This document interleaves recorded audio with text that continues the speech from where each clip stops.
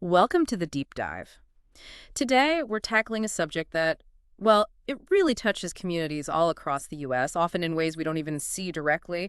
We're talking about the influence of Mexican drug cartels. Yeah, and it's incredibly timely. I mean, just look at the drug situation right now. Exactly. The opioid crisis is still a massive issue. Prescription drugs, fentanyl pouring in, heroin. And meth hasn't gone away either. It's still a huge threat. Cocaine use is apparently ticking back up, too. It's sobering. Drug poisoning is now the top cause of injury death in the U.S. The numbers are the highest they've ever been. And that's where Mexico's geography becomes so critical, as the source material we're looking at points out. How so, specifically? Well, it's not just about having that land border, right? Hmm. Mexico controls the key transport routes into the U.S., but its location also means it can, import precursor chemicals or drugs from both the Pacific and Atlantic coasts. Then they consolidate and move it north. It's a strategic bottleneck. Got it. So our mission today, based on these sources, is really to do a deep dive into that complex role Mexican drug cartels play, especially in relation to U.S. law enforcement. We want to explore their influence and maybe what potential solutions look like according to this material. And the main source we're drawing from is specifically an examination and critique of that exact issue. The cartel's role, their influence, how it crosses borders, how it impacts systems. Okay, let's set the scene then. Based on the source, when we say cartel, what are we actually talking about? Because this isn't your average street gang, is it? Oh, not even close.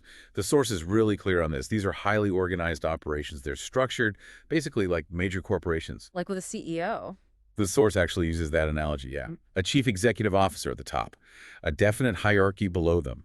They control territory in Mexico plazas, they call them. And they handle everything from start to finish. Pretty much. Cultivation, production, importing precursors, manufacturing, and then transporting multi-tonnage loads of drugs into the U.S. every year. And once it's across the border. Then they often use, like, independent contractors. Huh?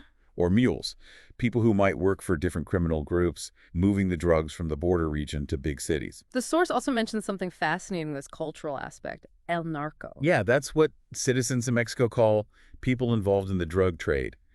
And the source describes it as more than just, a criminal activity.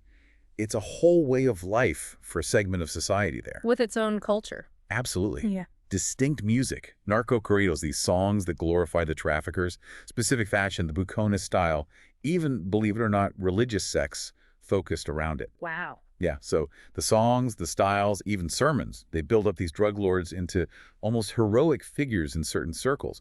And the source argues, look, you need to understand this history, this cultural embedding, to grasp why Mexican society has tolerated such extreme levels of violence for so long. That makes sense. Okay, let's dig into that history. Where did these organizations, as we know them today, really start, according to the source? The source points back to the 1980s, to a guy named Miguel Angel Felix Gallardo. He was essentially Mexico's main point person, the liaison, with Pablo Escobar in Colombia. Right, Escobar. Everyone knows that name. What was his operation like back then? Why was he so key? Well, Escobar really revolutionized the cocaine trade. Around 1975, he set up the first major smuggling routes directly from Colombia into the U.S. And the scale, it was just mind-blowing. How big are we talking? At his peak, the Medellin Cartel, his group, was supposedly pulling in over $70 million. A day. A day. Yeah, that's like $26 billion a year. The source even includes this crazy detail. They apparently had to write off 10% of their cash profits every year because rats would literally get into the storage spots and chew on the bills. Rats eating millions, that's quite an image. But there was a really critical event that shifted things, right? Linking Escobar to the rise of the Mexican cartels. Absolutely. The abduction and murder of DEA agent Enrique Camarena in 1985. Kiki Camarena. What happened there? Gallardo ordered it. Camarena had given a tip that led the Mexican military, supposedly, to destroy a massive marijuana plantation of Gallardo's.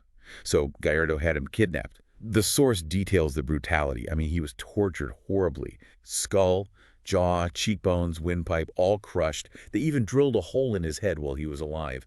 His body wasn't found for a month. Just horrific. And the U.S. investigation into his death, that really opened a can of worms in Mexico, didn't it? It blew the lid off the corruption. The investigation showed it was just rampant. All levels of the Mexican government. Like who, specifically? Well, for instance, the Jalisco State Police, they were deeply involved, basically on the payroll of the Guadalajara cartel. They're the ones who actually abducted Camarena when we went through the governor's office there. And importantly into the federal government, too, especially the Mexican Federal Judicial Police, the MFJP. How compromised were they? The source says cartels were literally buying command positions within the MFJP for millions of dollars each. Wow. So out of that whole mess, the modern Mexican cartels kind of emerged. That's what the source points to. After Camarina's death, with all the U.S. pressure, Gallardo apparently called a meeting of Mexico's biggest traffickers. And in that meeting, they essentially carved up Mexico into territories or plazas. Each region was assigned to a specific trafficking organization. And that was the start. That agreement is cited as the beginning of the Mexican drug cartels as we know them today.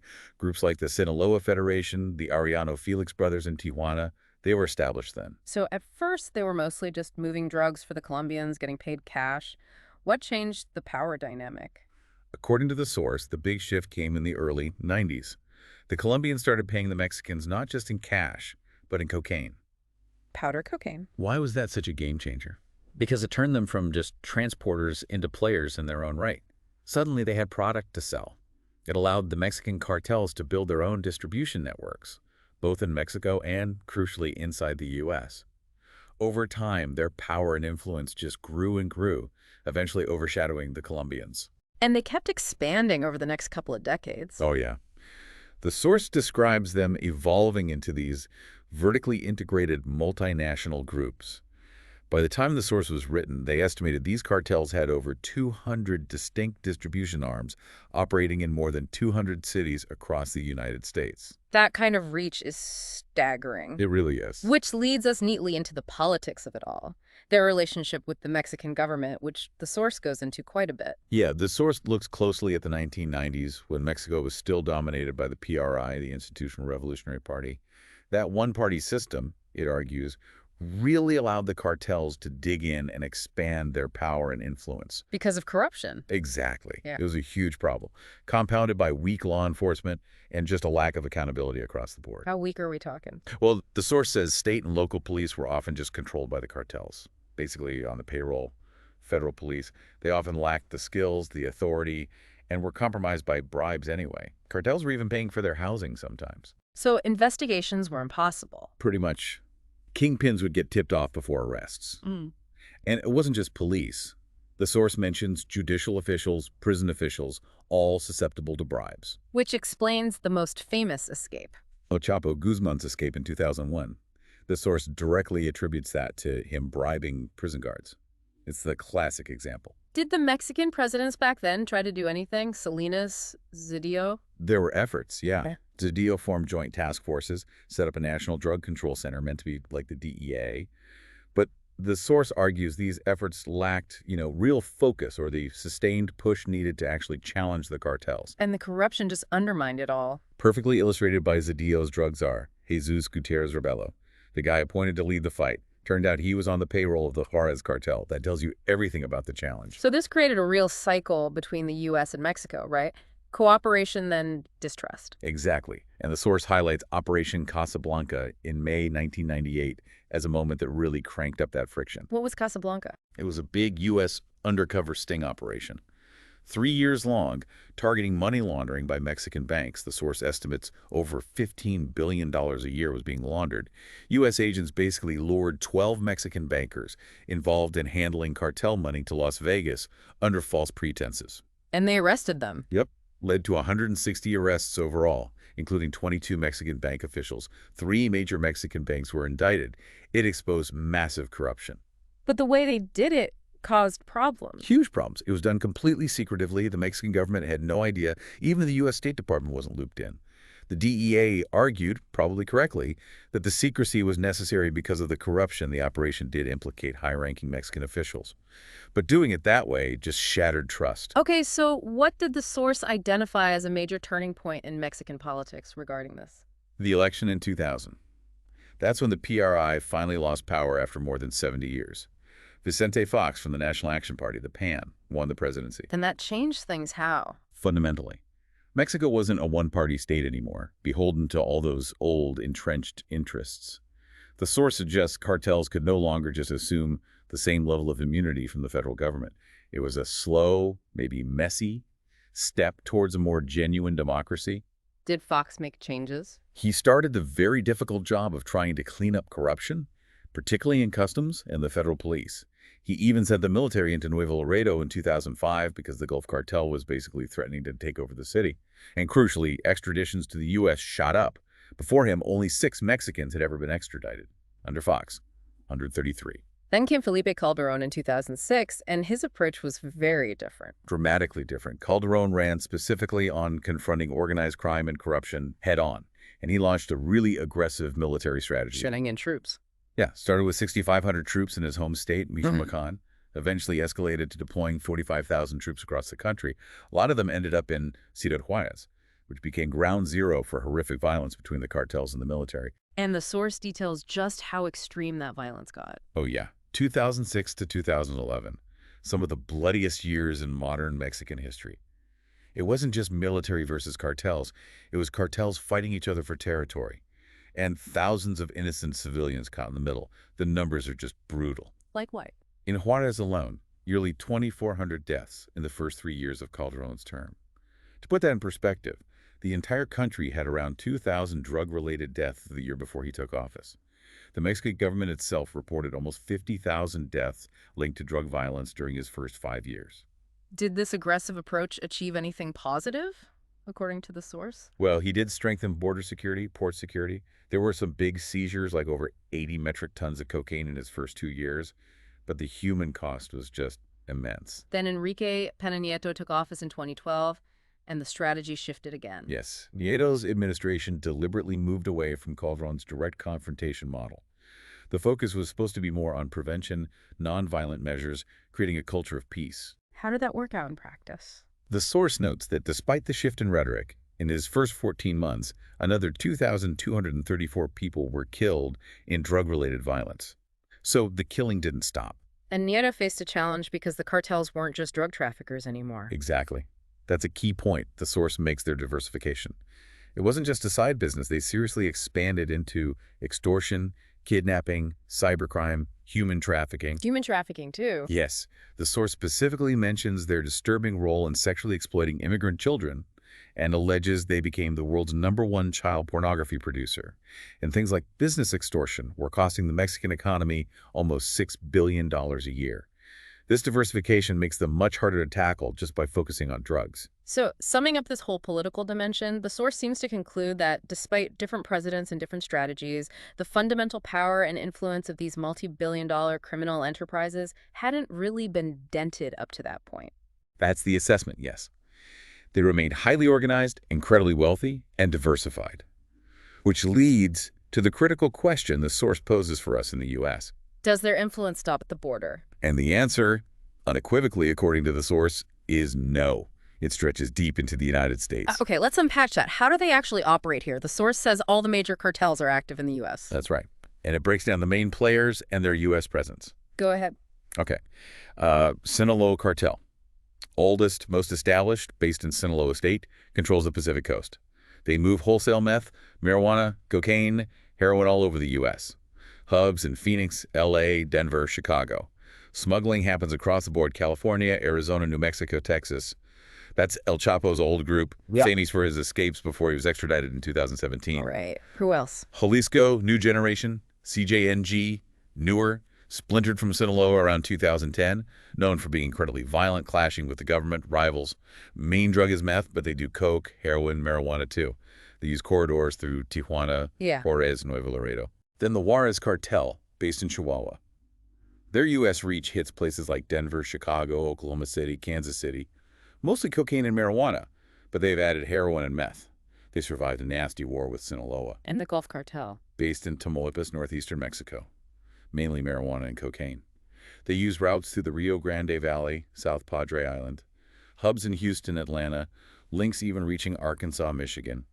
Though the source notes they seem to be weakening a bit due to leader arrests. Lastly, Los Zetas, formed around 2010 too, split from the Gulf Cartel.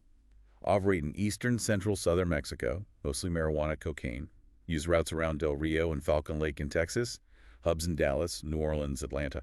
so who's actually running these operations within the U.S.? It's not the top bosses living here. No, definitely not. The source explains it's mostly managed by Mexican nationals or U.S. citizens of Mexican descent. They tend to blend into densely populated areas with large Mexican-American communities.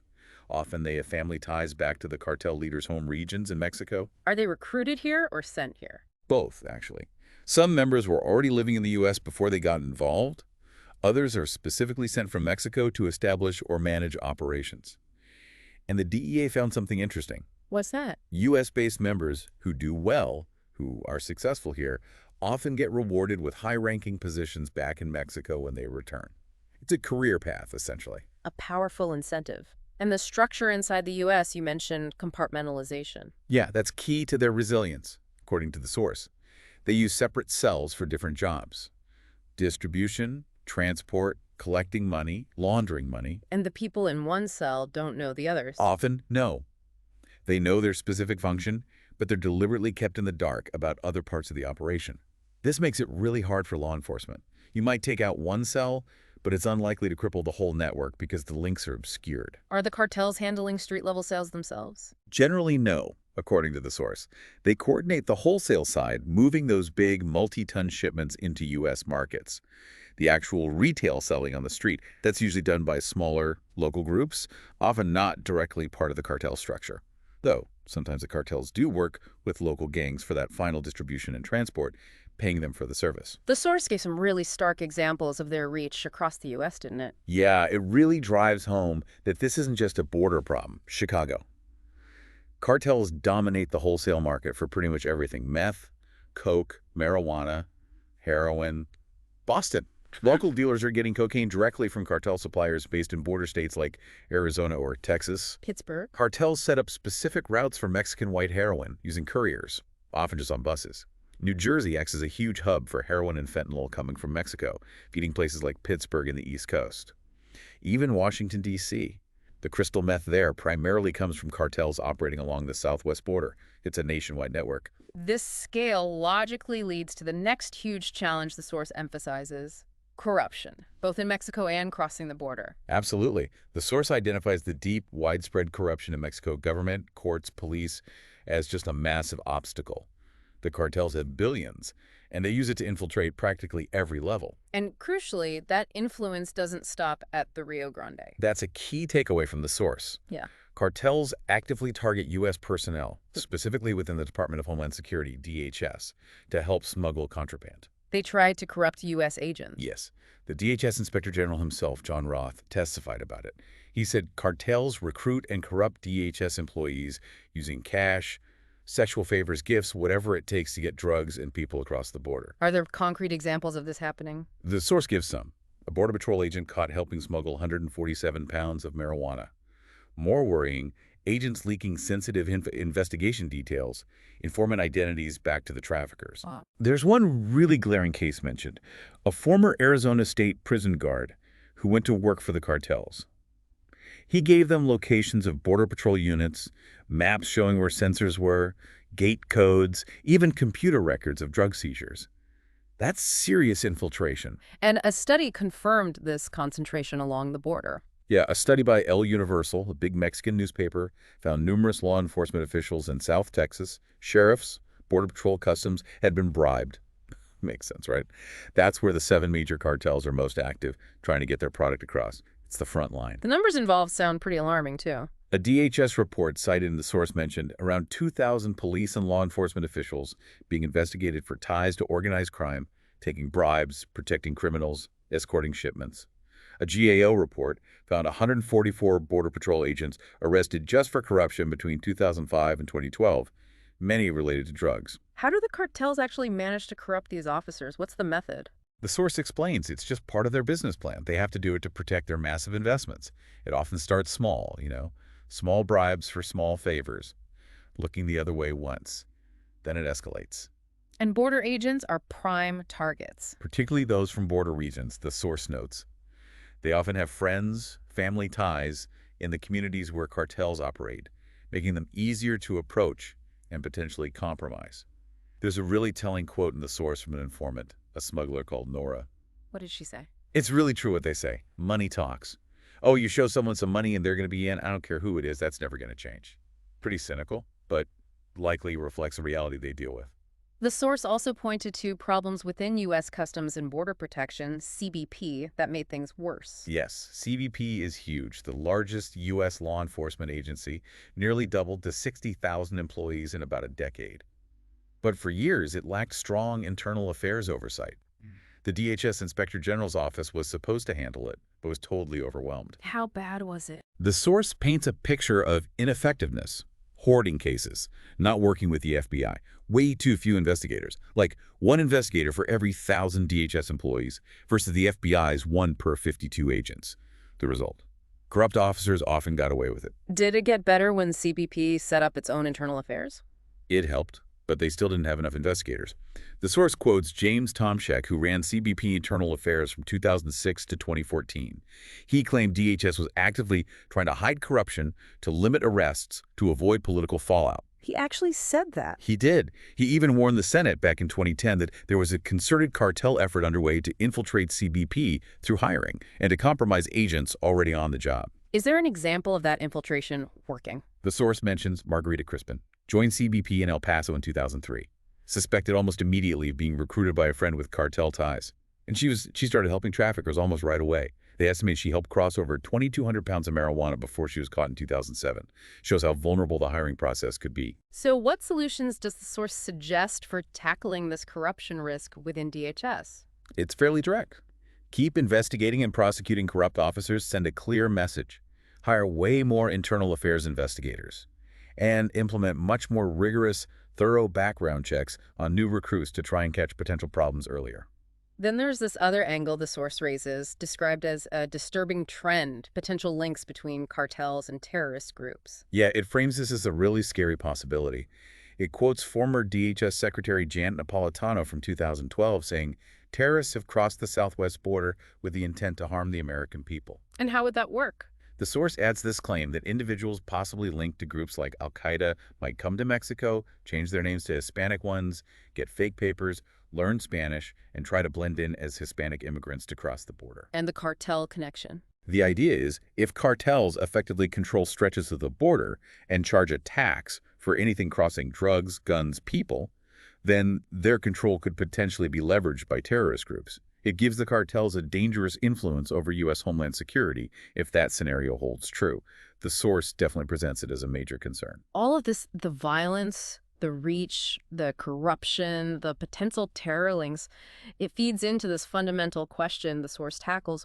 Are these cartels just criminals, or are there something more, like an insurgency? Right. It defines insurgency as an act of revolt against authority and asks, do the cartels fit? I mean, they kill civilians to make points that terrorism. They gain control of violence in certain areas. Are they warlords? They fight the government? Are they insurgents? The source uses the term criminal insurgency, right, but notes they aren't united. Exactly. They fight each other as much as they fight the government. But the term highlights that their actions go beyond typical crime. And the long-standing U.S. fear, discussed in the source, is what happens if the violence gets so bad it causes the Mexican government, or parts of it, to collapse. That's a direct U.S. national security nightmare, potentially demanding military intervention, crossing the Rio Grande. Hillary Clinton voiced this concern back in 2010. She did. She talked about an increasing threat from a well-organized network that was morphing into or making common cause with what we would consider an insurgency. She pointed to things like car bombs appearing, saying it was looking more and more like Colombia looked 20 years ago. Let's unpack that Colombia comparison the source makes. She meant Colombia in the 80s and early 90s, the peak of the Medellin and Cali cartels. Pablo Escobar had amassed so much power, he was a genuine threat to the Colombian state itself.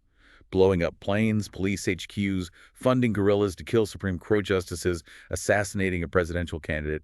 He operated like a rival power. So the argument in the source is that Mexican cartels have reached a similar level of violent capacity. It argues exactly that their capacity for violence is now way beyond the bounds of criminals and into the realm of national security. They can and do directly challenge the state's authority. But the source acknowledges debate on whether they're true insurgents. Yes, it mentions some liberal voices arguing, look, they don't want political power in the traditional sense. They don't want to run schools or hospitals. But the counter-argument presented is they absolutely stand against the government when its actions threaten their business. They use insurgency tactics, attacking military bases, assassinating police and politicians, mass kidnappings.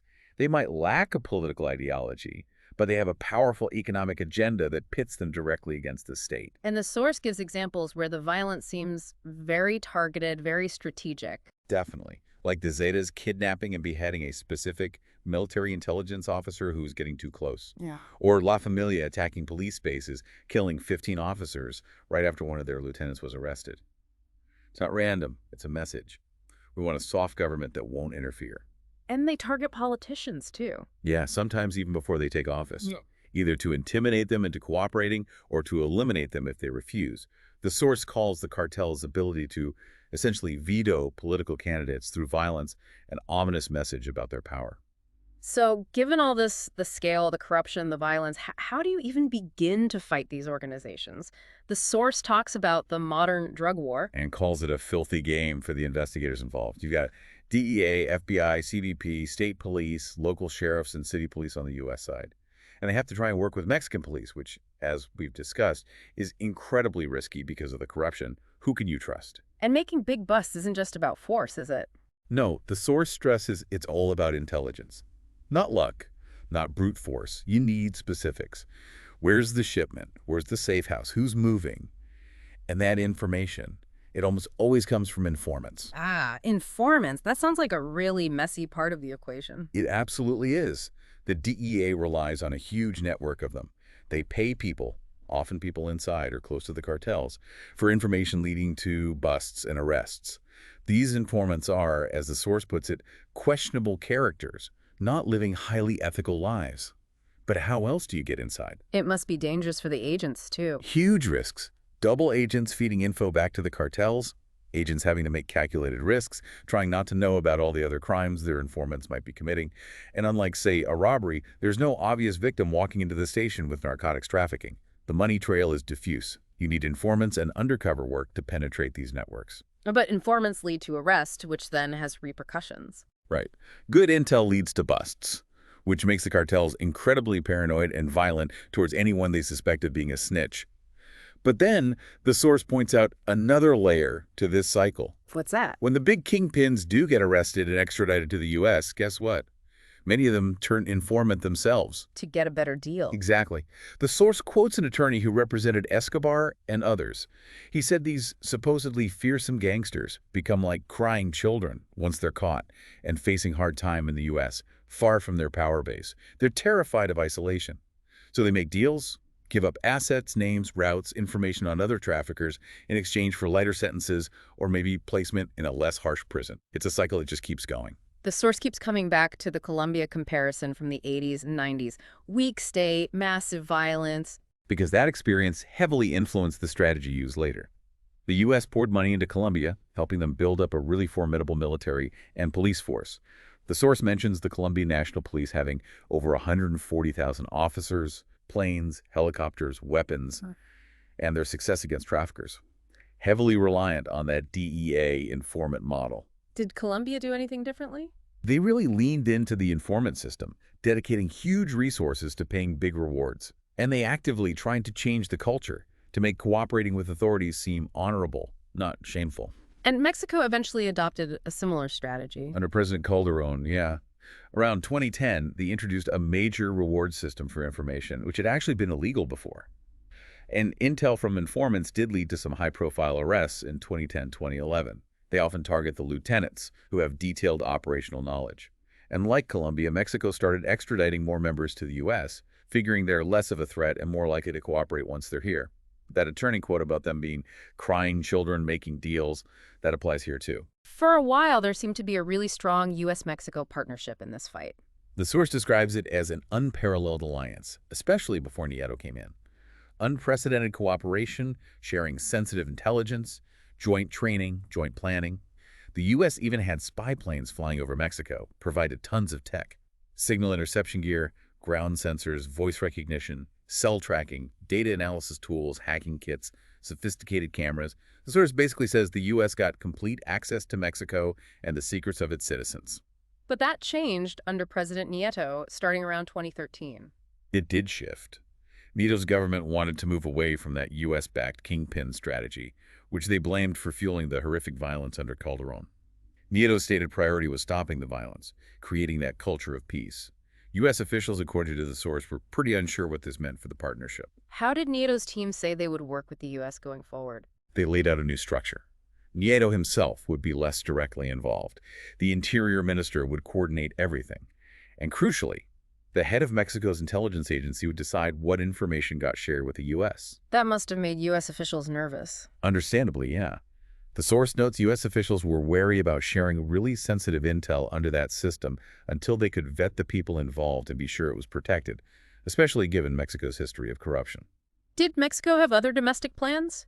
They talked about creating 5 regional intelligence centers staffed jointly by federal and state people, and building a new 10,000-strong super police force, military discipline, police tactics again, aimed at reducing violence.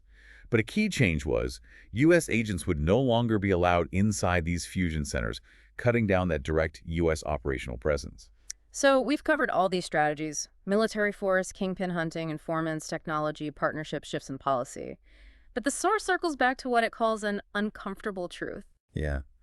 Despite decades of effort, billions spent, countless arrests, the fundamental flow of drugs from Mexico into the U.S.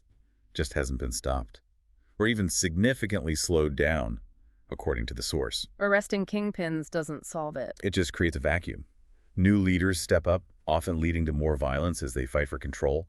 The drugs keep flowing. And that's the core criticism of the whole traditional approach. The source argues the war cannot be won in the way it was originally conceived, as long as there's huge money to be made and huge demand for drugs in the U.S. It contrasts Nixon's goal back in the 70s, complete annihilation of the merchants of death, with today's reality. Now the source says no one dares show that much optimism. The goal seems to have shifted to just damage control disruption. And the Colombia example illustrates this paradox again. Perfectly. Colombia's police got much, much better. Huge busts, eradicating crops, seizing labs, subs, arresting kingpins. But has the total amount of cocaine coming out significantly dropped over the long term? The source suggests not really. New traffickers just adapt, plant more coca elsewhere, build new labs, find new routes. But did Colombia achieve anything with that strategy? The source asks that too. It quotes Jay Bergman, a DEA chief for the region. He argued that by constantly hammering the traffickers, Colombia did succeed in reducing their power to threaten the state itself. Escobar ruled like a king for 15 years. Now, maybe a kingpin lasts 15 months before getting caught or killed. The idea is you don't let them get powerful enough to become another Escobar. But Mexico's situation is different, with multiple big cartels. Right, 7 major players. Taking out a leader often just sparks more fighting between lieutenants or rival groups. So the source poses the question: has the war on leadership in Mexico actually made the cartels less of a national security threat? Some agents argue yes. They say the cartels are weaker now, the violence is desperation, and Mexico should see this through. The source leaves it hanging. Are they right? Trying to find a clear solution after 40, 50 years of this feels, well, the source calls it an insurmountable task. It acknowledges the immense challenge, the long history, with no easy answers. But that leads it to look at fundamentally different approaches outside the usual prohibition framework. And it highlights a really interesting case study, Portugal. Portugal decriminalized drug possession quite a while ago, right? For everything. Yeah, about 16 years before the source was written. Everything from marijuana to heroin. The key is it wasn't legalization for sale, but possession of small amounts less than a 10-day supply stopped being a criminal offense. So what happens instead of arrest? It became basically a civil infraction, like a ticket. Get a citation, and you go before what they call a dissuasion panel. Lawyers, social workers, psychologists. Most cases just get suspended if you meet with the panel. Repeat offenders might get referred to treatment, like counseling or opiate substitutes. The focus shifted entirely from punishment to public health. And the results, the source calls them eye-opening. They really are. A massive drop in HIV infections among drug users, from over 1,000 in 2001 down to 56 in 2012. Overdose deaths also fell dramatically from 80 the year before decriminalization to just 16 in 2012. How does that compare internationally? Portugal's drug death rate ended up being about 3 per million people. The EU average was over 17 per million, and the U.S. Well, in 2015 alone, we had over 52,000 deaths just from prescription opioids, and it's only gotten worse since. The difference is stark. Did drug use go up dramatically in Portugal, like critics predicted? That's the interesting thing, no. The source says overall drug use didn't skyrocket. There was a slight bump among adolescents initially, but Overall use either fell or just followed general European trends. And importantly, Portugal didn't just decriminalize. They invested heavily in health services, needle exchanges, detox, treatment communities, job support. It's a whole system change. So Portugal offers a very different model. It's become a major case study globally, Yeah. showing what can happen when you approach drug use primarily as a health issue, not just a criminal one. So pulling it all together, what's the source's main takeaway on potential solutions looking forward? Its core belief seems to be that the U.S. and Mexico have to work together, but they need to work on different kinds of policies. It argues pretty strongly that the old way prohibition focused on eradication, interdiction, criminalizing users simply hasn't worked to stop the flow or break the cartel's power. It calls for breaking taboos in the debate. Exactly. To seriously consider alternatives beyond just more of the same, which includes talking about things like legalization, even though it's controversial. How does the source frame the legalization debate? It acknowledges the different angles. Some see a business opportunity, tax revenue. Others have strong moral objections. Law enforcement is often resistant. But reformers argue, look, if you regulate and tax drugs, you could take billions away from the cartels and reinvest that money into prevention, treatment, community development, undermine their economic base. Like what's happening with marijuana in some U.S. states? Right. The source notes that state-level marijuana legalization does hurt the cartel's marijuana profits significantly, but it won't eliminate them because, as we discussed, they're so diversified now into meth, fentanyl, extortion, trafficking. What about fixing policing in Mexico? That seems crucial. The source suggests it requires fundamental change.